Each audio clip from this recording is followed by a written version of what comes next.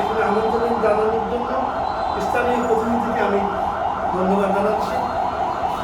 আমি এখানে জেলা পরিষদের প্রশাসক হিসাবে কিন্তু আমি আসছি, আমি আপনাদের সহকর্মী হিসাবে এখানে এসেছি। আপনাদের প্রতি ভালোবাসা সবসময় থাকবে এবং আছে, এবং ভালোবাসার যে একযোগ যমুনা টিভি, আমরা আসলে যমুনা টিভিকে, যমুনা টিভির সাংবাদিকতাকে আমরা ভালোবাসি। গত 5ই আগস্টের আগে তাদের যে সাংবাদিকতা, তাদের যে নিউজ, সেগুলো আমরা সবাই অ্যাপ্রিসিয়েট করি। আমরা আসলে ভালোবাসার একযোগ অতিক্রম করতে সক্ষম হয়েছি। আমি যমুনা টিভিকে আমি আমার সহকর্মী হিসাবে এবং জেলা পরিষদের প্রশাসক হিসাবে আমি ধন্যবাদ জানাচ্ছি। আপনারা জানেন, গত 1 সপ্তাহ আগে আমাদের মাননীয় প্রধানমন্ত্রী আমাদের 42 জন জেলা পরিষদের প্রশাসকদেরকে উনি ওনার কার্যালয়ে ডেকেছিলেন এবং আমাদেরকে যে বিশেষ ইনস্ট্রাকশন দিয়েছেন সেটা সামান্য একটু না বললেই না।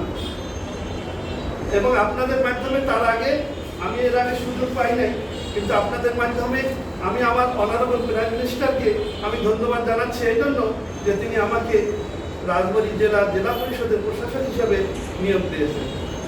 উনি কিন্তু একটা ইম্পর্টেন্ট কথা বলেছেন যে আপনারা সবাই এক একজন এক একটা জেলার আমার প্রতিনিধি এবং আমার চোখ। আপনারা জেলায় এমন কিছু করবেন না যেরকম আমি রাত 1টার সময় আপনাদের আদেশ জারি করছি, রাত 2টাও বাজবে না আমি আপনাদেরকে প্রত্যাহার করেছি। এই জন্য আমি আপনাদের কাছে অনুরোধ করব, আমার জেলা পরিষদ সম্পর্কিত কোনো তথ্য, সঠিক তথ্য আপনারা দিবেন এবং অসত্য কোনো তথ্য বা আমি এটা চাই না। আপনারা একদম খোলামেলাভাবে আমাকে জিজ্ঞাসা করবেন এবং কোনো অভিযোগ থাকলে দয়া করে আপনারা একদম সঠিক সংবাদ দিবেন। এবং আমি প্রথম দিন যেদিকে দায়িত্ব পেয়েছি, আমি আমার যারা আমাদের অন্য স্টাফ আছেন, আমাদের সচিব সহ আমি সবাইকে হাত জোড় করে অনুরোধ করেছি যে আপনারা আমাকে কেউ এই জেলা পরিষদ থেকে চোর হিসাবে বের করবেন না। এটা আমি তাদেরকে অনুরোধ করেছি। এই জন্য আমি আপনাদের কাছে অনুরোধ করি, জেলা পরিষদ সংক্রান্ত কোনো অভিযোগ আপনারা আমাকে আগে জানাবেন। সত্যতা হইলে অবশ্যই, সেটা যদি আমার বিরুদ্ধে হয় তবে আপনারা অবশ্যই সেটা প্রকাশ করবেন। আর আমি সবসময় অনেক আগের থেকে আপনাদের সবাইকে আমি আমার হার্ট থেকেই ভালোবাসি এবং আপনাদের যখন যেটা প্রয়োজন, বিশেষ করে অতীতে আমাদের অনেক সাংবাদিক ভাই বিনা চিকিৎসায় ওনারা দুনিয়া থেকে চলে গেছে। আমি চাই না যে এটা আর হোক।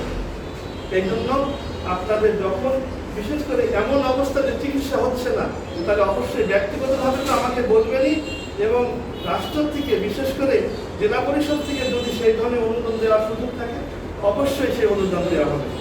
এবং আমার সহকর্মী ভাইরা ওনারা জানিয়েছেন যাতে আমাদের প্রেস ক্লাবের জন্য বিশেষ বরাদ্দ দেওয়া হয়।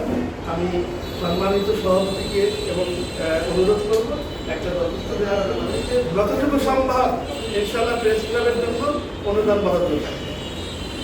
আর যমুনা টিভিকে অবশ্যই ধন্যবাদ। শুধু একটা কথা, যে আমরা হলুদ সাংবাদিকতা চাই না, আমরা ন্যায়ের পথে থাকতে চাই।